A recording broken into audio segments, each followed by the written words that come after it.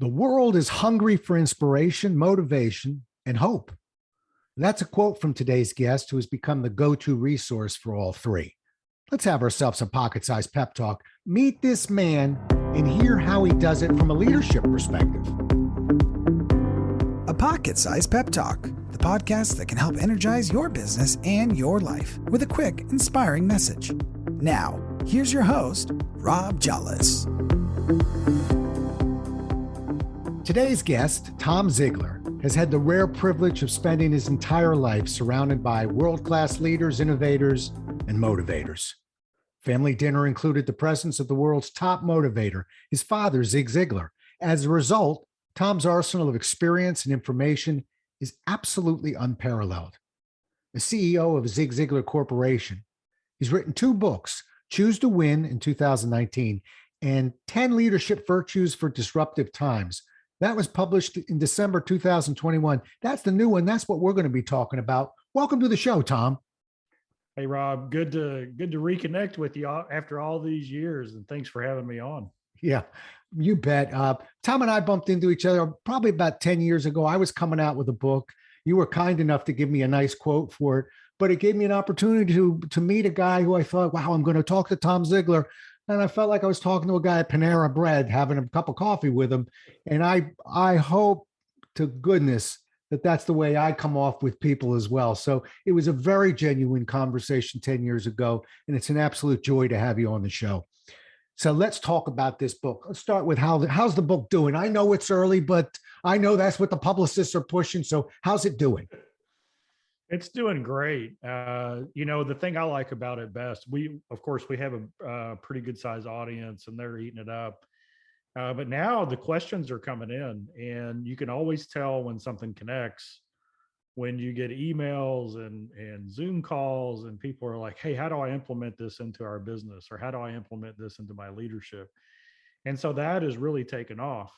I think the reason for that, Rob, is that this book was crafted on all the research since the pandemic started on what has changed in business and how leadership has had to adjust in order to do that. Leading today is different than it was 2 years ago.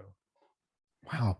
It's interesting. I wrote a piece called Shelf Building Time because my dad, Lee Jolles, whenever times were a little bit rough, and I didn't know it. I was a kid. All I knew is he came home and started building shelves, garage, you name it. He built them across the street. And I asked him one time, and he said, business comes and goes, life changes. He said, sometimes it's when that happens, I like to build some shelves. And so for me, my podcast that I started was my version of shelf building. And it sounds like, because I was looking, you went right at it in March 2020. So it's sort of your shelf building as you went into this piece. So it's exciting. 100%. I'd already started on the book. And of course, it totally changed. I'd just gotten underway on it. And then just like you, there was a big shift. I got 5 speaker cancellations on the same day. I thought I was the most unpopular person on the planet. I had the pity party, right? We all had the pity party. And, it's like, oh no, I'm a speaker. This is terrible. And then the voice in my head, which sounds a lot like Zig Ziglar, said, wait a second, you're not in the speaking business. You're in the life-changing business.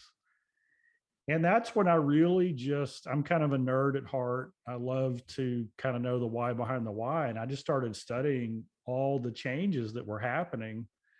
And as part of that, probably from April through June, I bet I averaged 15 to 20 webinars a week during that time. Oh. I just reached out to everybody in our network, everybody who we'd done business with, and said, hey, I'd love to do a webinar to get your group, your team excited and give you some ideas on how to handle all this change and disruption.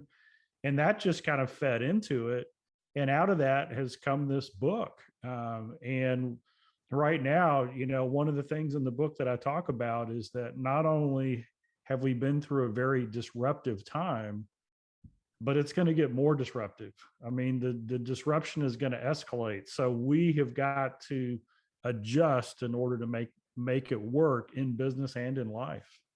Yeah, you use the words embracing disruption, which when I first looked at it, I went, well, that's almost like an oxymoron. Yeah, and yet, as you're describing that, I think I understand what you mean, but walk me through that a little bit. Yeah, I like to tell a story because people remember stories. Tom Watson is one of the greatest all-time golfers, and Loved he them. won 8 major championships. 5 of them were British Opens. And for those of you who aren't golfers, the British Open is notorious for bad weather. The wind blows, the rain comes, it comes down sideways, it gets cold. And in one day, it might be 82 degrees and then 51 degrees, an hour later with sideways wind and sleet. And they asked him, they said, how did you win so many British Opens? It's unusual for a golfer to win one major, and he won 5 of these. And he said, well, the weather's bad. And they said, well, what does that mean? And he said, well, when I'm playing on my game, there's usually only about 20 pros in the field who I have to compete with. And this is when he was in his prime. And then he said, when the weather gets bad, there's only 4 or 5 people I have to beat because people let the weather take them out of their game. He said, I pray for rain.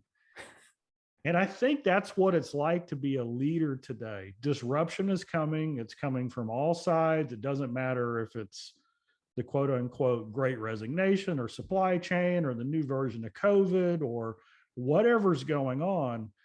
If we adapt and adopt the mindset of embracing it, saying this is our advantage, this is how we get ahead, disruption creates more challenges, more problems that we can go and solve.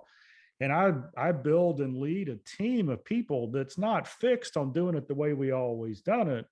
Our team is built around learning and growing and understanding that new technology is always coming, new ways of doing things and leveraging things is always coming. If I create an atmosphere of a leader, hey, this is exactly how we want it, then we have a competitive advantage. And that brings hope to your team. That lets your team know that you're anticipating the next change before everybody else is. Because after all, there are more problems than there used to be. Why not us to go out and solve it? So that's what I mean by embracing disruption. Let's look at it. Not that we pray for it and we want it and we're glad that all these things are happening, but that when it comes, we say, fantastic, this is when my team, this was when we excel, is when it rains. Right. That's beautiful. I love the story. I have about a 10-second story. I remember, particularly as a runner, and I did triathlons and as an athlete, but I transferred this into business. I remember Marvelous Marvin Hagler, the boxer, one time they said, what's your secret? He said, well, I train hard. I train really hard. He said, but when I get up and I don't feel so good and I'm just not motivated and I just don't have it, I train twice as hard. And he said, I think that's what gives me the edge. And when you unpack that, you really understand that, well, yeah, we're all up when we're up. But it's, an unusual person who can take that downtime and say, I'm going to triple my efforts because everyone else is right now kind of, as you said, kind of having that pity party. But, and the only other thing I wanted to tell you was real fast, but I was come first week in March, I was actually with a client on it's a cruise line. It's a client of mine, smaller one. And as I was having a beer, they leaned in and he said, your seminar in Norway has been canceled. So I was actually out on the sea while the first one went, but so I understand the cancellations. All right, let's talk about this book of yours, the leadership virtues. You've got 10 of them. And let's see how many we can get to, but we got to start with kindness. So let's go there first. Tell me about that in terms of leadership. Yeah. So just as an overview, so the first part is mindset of a leader. The second part is the 10 virtues. Okay.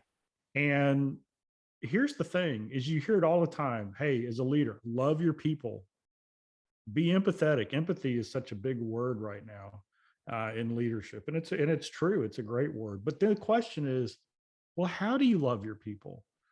how do you show empathy? Because they can't read your heart. They don't know what you're thinking. They can only see what you do and what you communicate.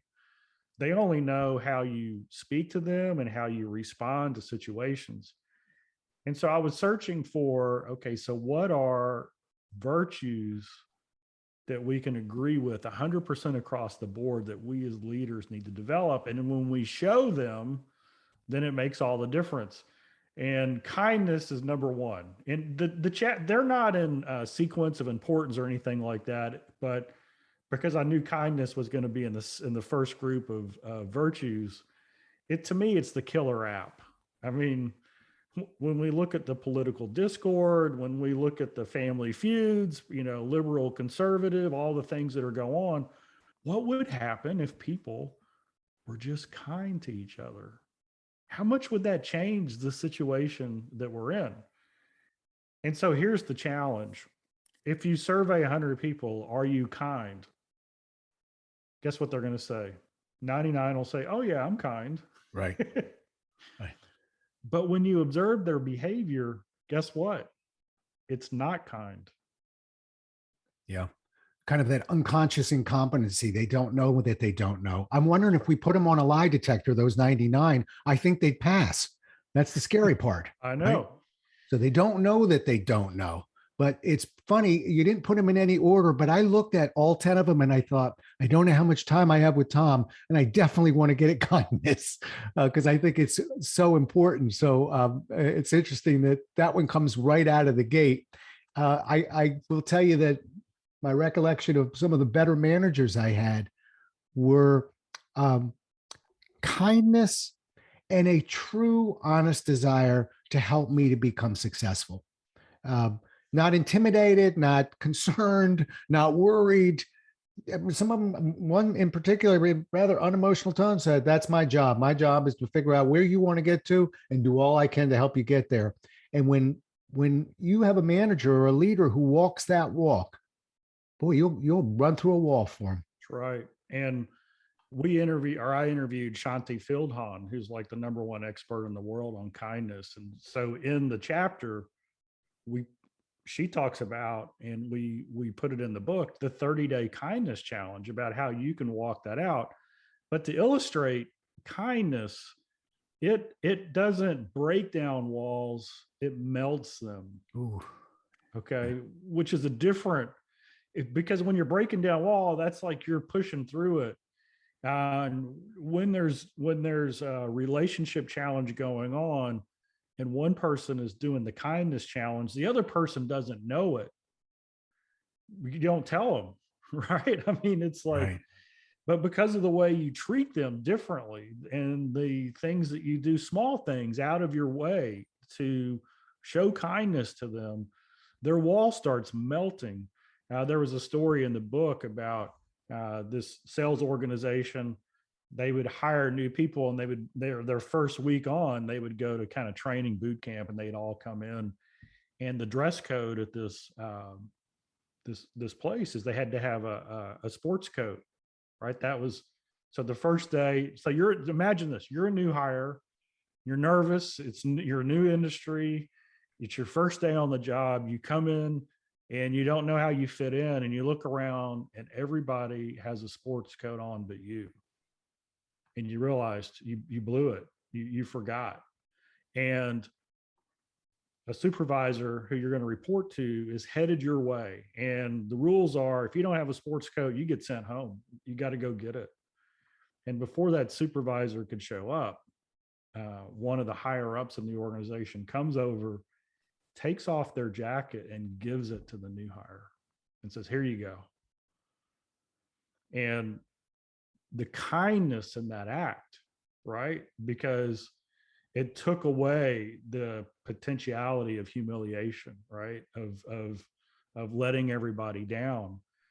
But the interesting thing is that the person who reported the story said that everybody in that class remembered that as the difference making, changing, atmosphere creating event. And that person who showed that act of kindness was a respected and valued leader that everybody gravitated towards no matter what the situation was.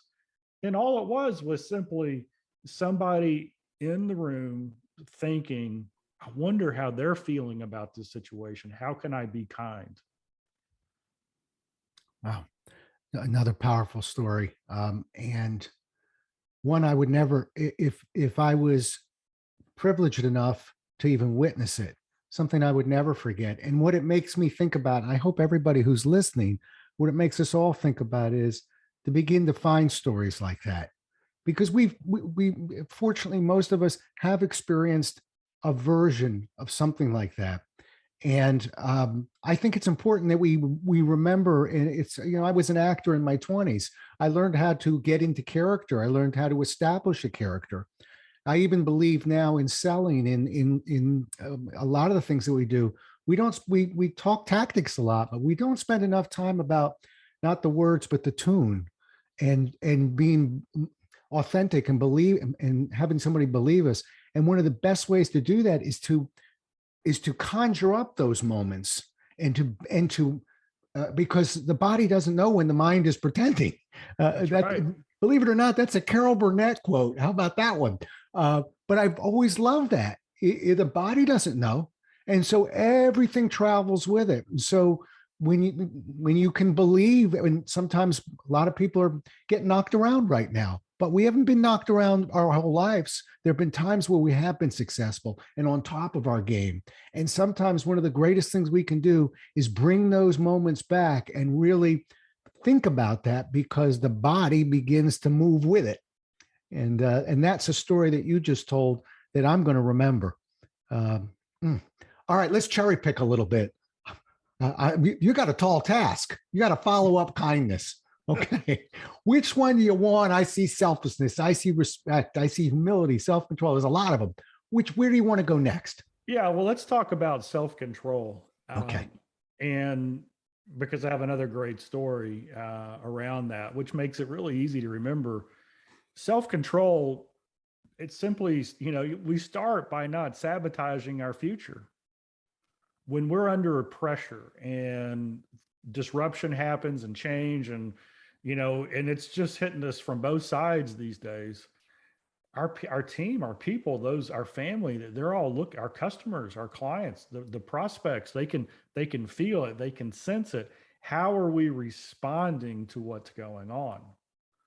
And self-control is about responding. It's about, I do a mental model. So if I'm going to go somewhere, if I'm going to meet with people, if I have a meeting where emotions may be high, I first say, why am I here? What's my bigger why? What's my bigger purpose, my bigger cause? And so when I elevate, then that allows the little things that seem big when they happen to remain little in the circumstance, because ultimately what we want to do is change lives. We want to positively impact the people we work with. We want to solve problems. And so if I know why I'm there, and then secondly, and this is a mindset tool that I have, is I have trained myself that when somebody attacks me out of proportion, right? And we see it all the time now. All you got to do is turn on the news and hear about the latest airline flight, where somebody just goes nuts. And you and I are guys that have spent some times in airplanes. Yeah. And when that happens, it has nothing to do with the person they're attacking. It's the person who's attacked, or that is attacking, that's got the problem. Their life is upside down. So here's a way to get self-control. When somebody comes at you harder than they should, just remember, ask yourself this: would a secure person ever do that? And the answer is no. A secure person would never do that. Yeah. And so that automatically means the problem's with them, not with you. And your emotional response is going to be more of, almost, gosh, I feel sorry for them. And you want to de-escalate because the problem is something that's going on with them. It's not even the issue that you're talking about. So we have this lady, she's fantastic. Her name is Mahango Fumbuelo, and she came through one of our certification courses a number of years ago. charismatic, dynamic, amazing presenter, great trainer. Um, I wish, I wish when I got up and spoke, I just kind of had the energy that she creates. I mean, she can stand up at the front of the room and everybody leans in. I mean, my dad had that. I wish I had some of that. So we're all kind of mesmerized by her. And the class was 5 days and we got to see her. Well, when she gets up to talk, and this is the graduation. Uh, she goes about 5 seconds and then she starts crying. And we're like, what's going on? And it took a good 20 or 30 seconds. And then she got her face back and she said, hey, I just want you to know I almost didn't come. And 6 months earlier, her company, she's from Australia, Darwin, Australia. Her company, her peers had voted her most valuable employee. And she was thriving. She was loving what she was doing. And then the organization where she worked had a job opening for internal trainer. And so she put in to apply for that job.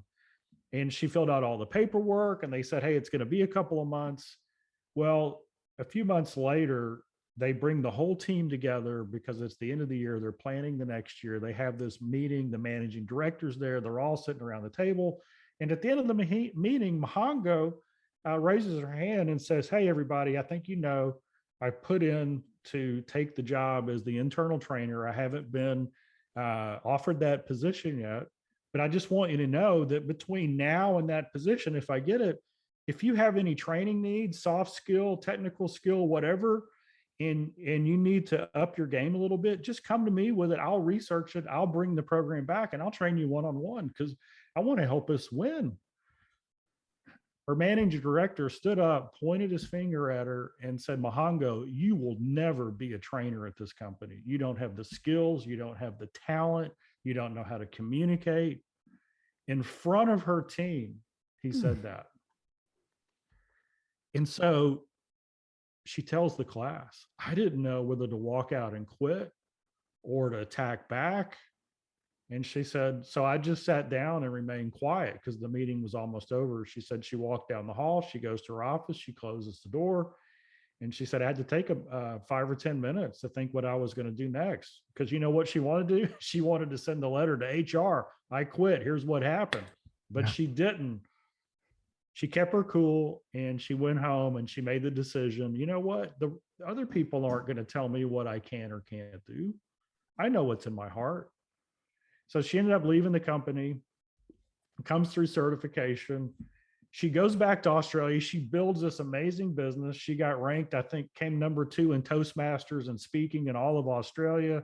She travels the world doing speaking and consulting. And then a couple of years ago, she sends me an email and she says, you're not going to believe this. And the email was from the HR director at the company that she had left. And this is what it said. Mahango, you used to work here and everybody held you in high regard. We're hearing that you do training and that you're very good at it. Would you be willing to come and do some training for us? Full circle. Full circle. How did that happen? Self-control. Yeah. And I just love it. And so since we're under such intense pressure and disruption, I think if we just sit back and say, you know what, when people go off, it doesn't have to do with me or the situation. It's something going on with them. And then that allows us to maintain our composure and our ability to communicate and our ability to solve problems and help people. Yeah, that's great. My publisher, Barrett Kohler, is we have one of the authors named Noah Blumenthal, who's a friend of mine, wrote a book called, I think it's called Be the Hero. It's a brilliant book. And it's a book really that just isolates the point you're making, just one point, which is that when we're harmed, when we're upset, when somebody says, when you told that story, I cringed at somebody who not only would say that to a human being, but in front of a team.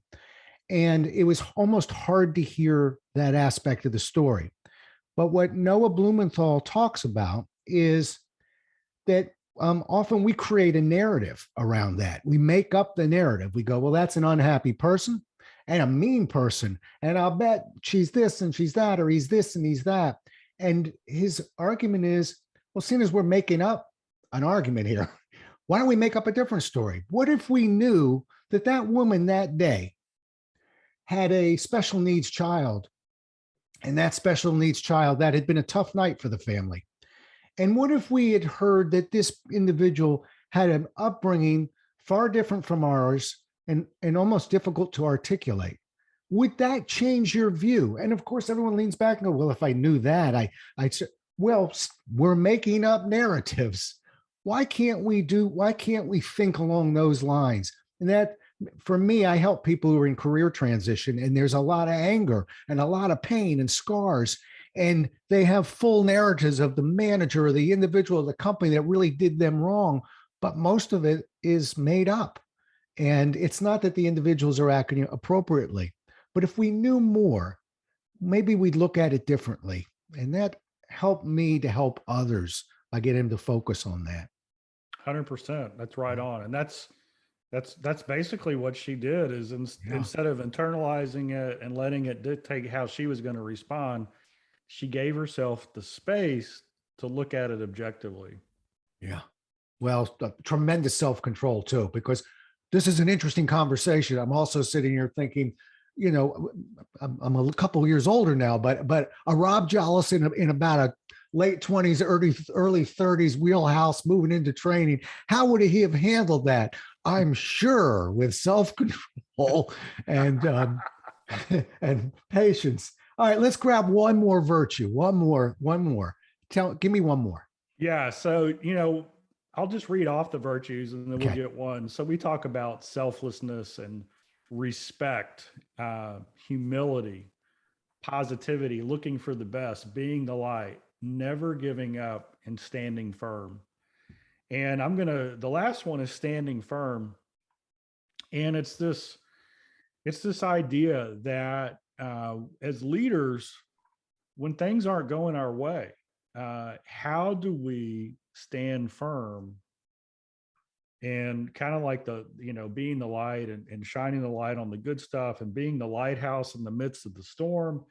How do we stand firm? So my wife and I, our favorite movie is The Greatest Showman, and gosh, we love that. And I've probably seen it 6 or 7 times. And then we went to see the stage show, which was amazing. Well, there's this scene in the opening scene, and what's the lead actor's name? How come I'm blanking on the lead actor? Hugh Jackman. Hugh Jackman, yeah. So Hugh Jackman, they've done this big thing, and the reason I like the movie so much is the underlying theme is that he is leading the misfits. He is believing in them that, hey, you have value just the way you are and who you are, and your talent's unique, and the world doesn't see it. I'm going to help them see who you really are, right? And in a way, that's what leaders do. As leaders, they build solid relationships with each person on their team, and they find the gold in each person, right? And what their unique gifts and talents are, and they find this way to put a spotlight on it. Well, so at the end of this first opening act, where they're introducing everybody, Hugh Jackman comes to the end of the stage, and he's got that, the top hat on like they have in the circus, and he's got that red coat, and he sticks his chest out, and he throws his arms down by his side, and he holds his chin up, and the music stops. And you look at it, and it's this crescendo. And what he's really saying is, it's called the open heart warrior spine stance. And so, because his hands are down by his side and he's sticking his chest out, he's saying, here's my heart, right? I'm defenseless, and I'm transparent, and I'm vulnerable. So standing firm as a leader, it's about vulnerability. It's about letting your people know that you care about them, and that it's I make mistakes. And when I'm going to own my mistake. And if I own my mistake, then it gives you permission to own your mistake. And when disruption happens, and this is what's so key today, it's changing so fast. If people are not communicating, or they're unwilling to say, hey, I don't know what the answer is, or I think I messed this up, or whatever, every second that you lose is catastrophic now, because the change is so fast. But if you're vulnerable, then everybody on the team raises their hand and says, hey, I need some help over here. Right. And so he throws his hands down and he throws his heart out and he says, this is my team. I'm proud of them. We're vulnerable. But his spine is straight. And so it's supreme vulnerability and confidence at the same time. So the warrior spine denotes power and confidence. But the way they positioned it, this isn't a fresh warrior right out of the, army training that's never seen battle. This is somebody who's got scars, who knows that it hurts sometimes, who understands the cost of decisions and how it impacts lives. And so to me, that's what standing firm is about. It's not having to have all the answers, because nobody does. But it's to have the confidence to say, we know the right questions to ask, and we've got a team of people who are gifted and talented. We can figure it out. And that, to me, that's a posture as leaders. And if we can just kind of get into our mind, is going to take us a long way. Well said. I had one significant slump in my career when I left Xerox and I became a professional speaker, and I was all amped up, and I really worked at my practice, and I got better and I got better, and my evaluations were really good. And then my evaluations began to slip ever so slightly. The sort of like the smarter I got, the more my evaluations began to slip. When I actually got a Xerox trainer and paid him, and I said, I need you to come on the road and I need you to watch a couple of program deliveries. I'm better than I've ever been. And it was sort of a good news, bad news. The good news was I delivered enough where, you're right, I pretty much knew all the questions that were coming and all the answers. The bad news was I had lost my humility. I had lost my connection with the audience. I was walking around like a guy who thought he knew everything. And I had to humble myself a little bit. And if I was telling slight untruths, they were questions that I knew the answers to, but I said, let me check on that, and demonstrated the fact, which is absolutely true. We don't know all the answers. And the moment I stopped trying to be perfect, I wrote an article one time called The Pursuit of Imperfection. The moment I stopped being perfect, I reconnected with my audience, and now I was firing out of both barrels. Good information, but somebody who was humble and able to connect with. And it's a lesson I've never forgotten. But it's one of those, it's instinct versus logic. In other words, the instinct is throwing us down the wrong path. This is a logical conversation that we're having, but the instinct is to always be the best we can be, and be as perfect as we can be. People can't identify with perfect. They can identify with imperfect. Yeah. And lesson learned. That's so true. And and this reminds me of a story about Dad. Is, I don't know about you, but I've heard the who's who of speakers, mm-hmm. and I've taken notes. And every now and then I'll go, wow, that guy was good, or that lady was unbelievable. And then 6 months later, I'll find the notes that I took at that event, and I'll be like, wow, that was good stuff. Why didn't I do it?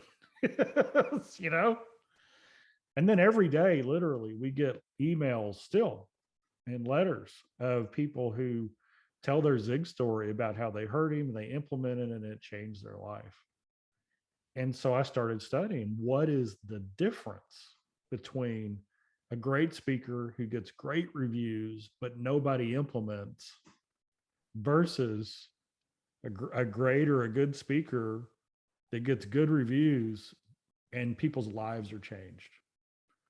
And what I narrowed it down to was this: And that is that dad, whenever he had more than 45 minutes, he told his own story about his struggles, his mistakes, the things that he learned along the way that was painful, how other people stepped into his life and said you should do this and do that, and he took that advice. And when that happens, when the people in the room say, "Hey, you know what? I come from a different background, different experience, but he's just like me. She's just like me. They made mistakes. They had hard things happen. They wish they could have done it over. And it took a lot of work and energy and effort. And then at the end, they go, well, if they can, maybe I can."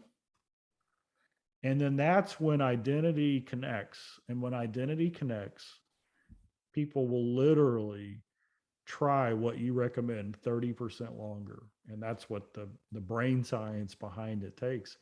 So it takes humility and transparency to tell the room, I don't know the answer to that, or, oh, you think that's bad. Let me tell you my story, right?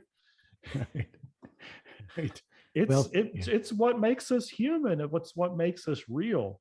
And when you are a leader and you've got somebody on your team who's struggling, one of the most powerful conversations you can have is when you say, what's going on? They tell you they're struggling, and you say something like, wow, you are going through a hard time. I've never been through what you've going through. So I'm not going to say I feel what you're feeling, because I don't know. I haven't been through that.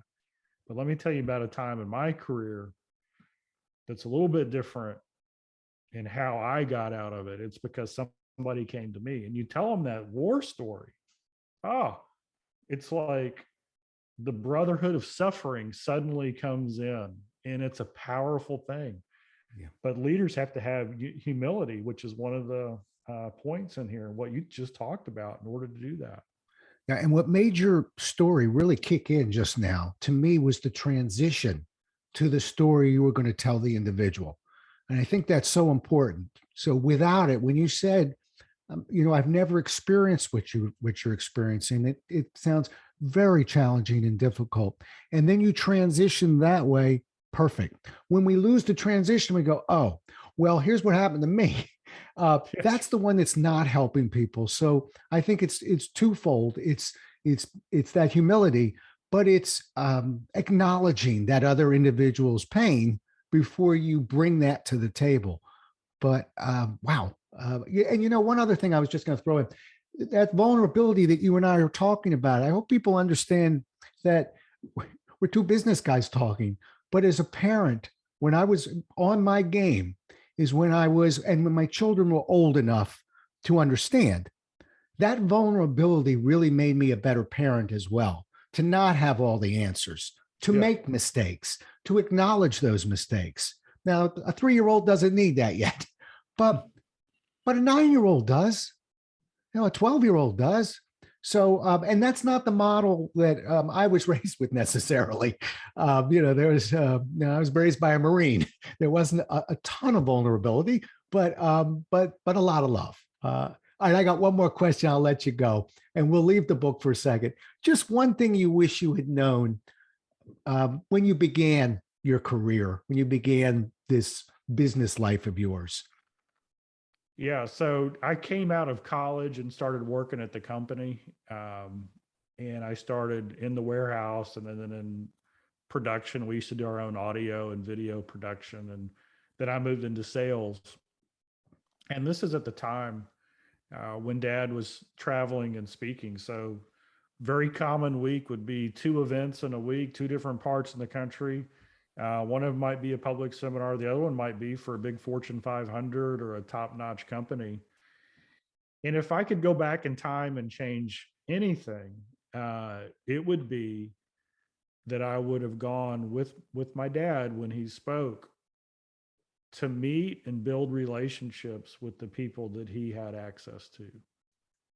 I think when we're young in our career, it's all about excelling and doing whatever job we're doing the best we can, which is great.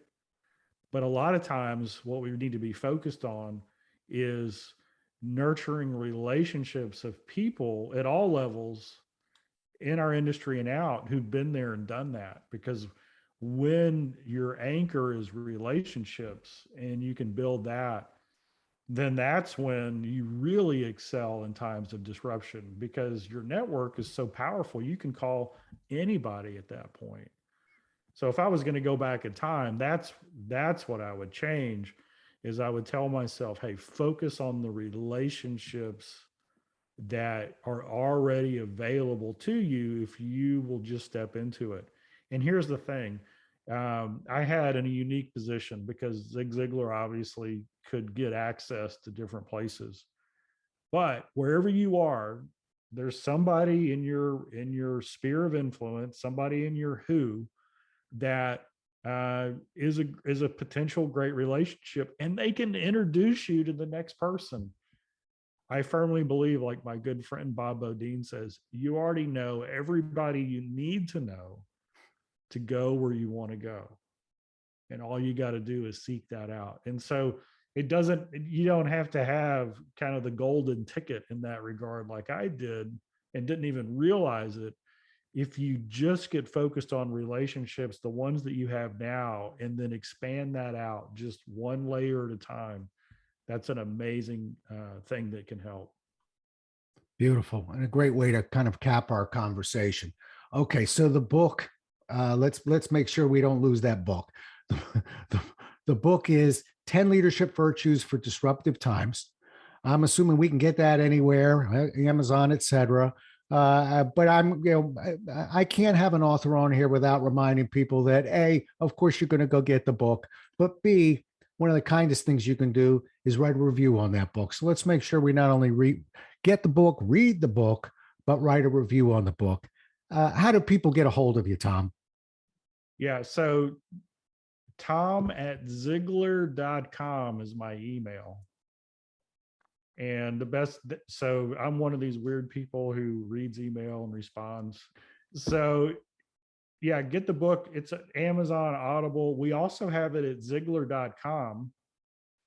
And if you get it at Ziglar.com, there's a place where you can say, hey, I want it autographed. I'm happy to do that.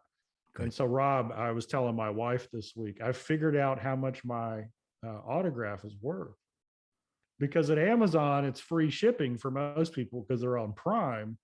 But at Ziglar, you got to pay shipping, but you get an autograph. So the people who get it from Ziglar, my autograph is worth the price of shipping. So there you go, everybody. It's a great story. I have a sad story. I saw one of my books one time on eBay that was autographed, and it was less than the cost of the book. Now, it was used. In my defense, it was used, but I wasn't in a good mood about that. But anyway, the guy did sell it rather quickly, though. I was pleased with that. I tracked that book. I watched, saw how it was going to be doing, because if it didn't get picked up in a hurry, I was going to go get it. It was on sale. I want to say one thing to you as we say goodbye. You told a beautiful story about this woman, and you told a story about how people lean in when she speaks. I want you to know that I lean in when you speak, Tom. You do have that. We all have our own style. You have a very unique and Tom-only style, just like a Rob-only style. And I lean in when you speak, as do others. And I'm grateful you spent the time with us today. Thank you. Thank you, sir. Well, we'll do it again as well as we can next time. Until then, everybody, stay safe. Thanks so much for listening. If you enjoyed today's show, please rate and recommend it on iTunes, Outcast, or wherever you get your podcasts. You can also get more information on this show and Rob at jollis.com.